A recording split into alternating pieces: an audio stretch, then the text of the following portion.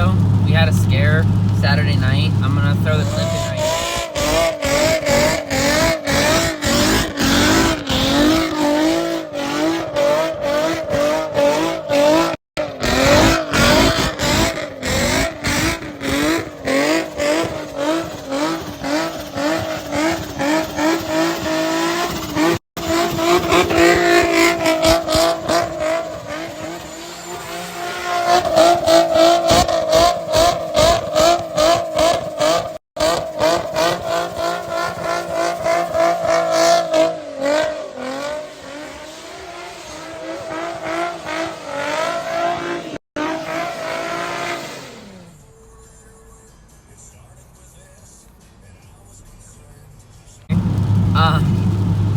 As you can see, I blew like basically my coupler in half. It caused a major boost leak. My motor was knocking that night.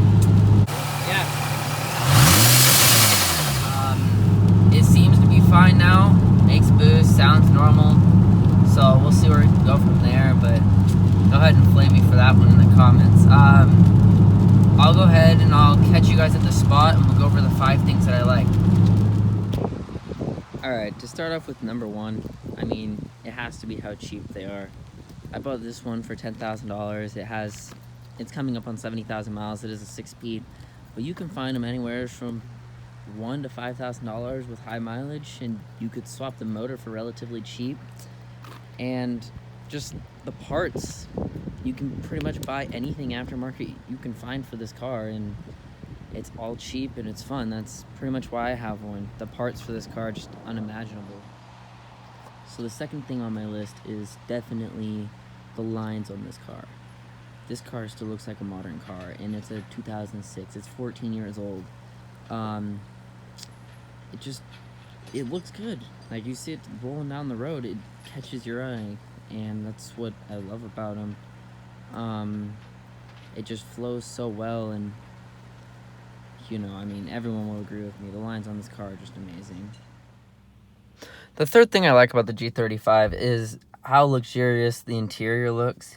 I mean, for a 14-year-old car, you would think it would look worse than it does, and it doesn't. I mean, with the pillar pod setup, the radio, and such stuff like that, it does improve it a lot. But I think that's definitely a plus to getting a G over a Z. I mean, I know that was the factor for me, is I wanted my interior to look nicer. Plus, I like having, you know, the rear seats, of course. But yeah, the interior is a plus for me. And let's move on to number 4. So the last 2 things on my list, they are going to be kind of opinionated because it is my build. But the 4th thing on my list is the front end. The carbon fiber fenders, the AMS hood, the headlights, it just all comes together. The big brake kit. I do have wheels coming for the car. That's a secret, as well as the wrap. All secrets. But it looks so good. Like, when you see it driving behind you, it's hard not to look at it. Like, it definitely grabs your attention. Of course, my 5th and final thing is going to be the Supercharger. I love how much power this makes. I think it's a perfect setup for a VQ. Like I said, it makes 461 wheel horsepower on 11.5 pounds of boost. It handles it pretty well, except for the little hiccup we had the other night. But when I'm driving down the road, there's nothing better than hearing the blow-off valve.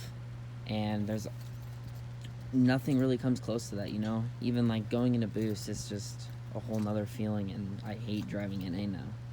So, yeah. So that's gonna wrap it up for today, guys. I will have more content coming soon, so like, subscribe, I don't know, do whatever you want. But yeah, that's pretty much all. Those are the 5 things that I like about my G35 Coupe. I don't know about anybody else, but it is opinionated. So thanks for watching. Bye.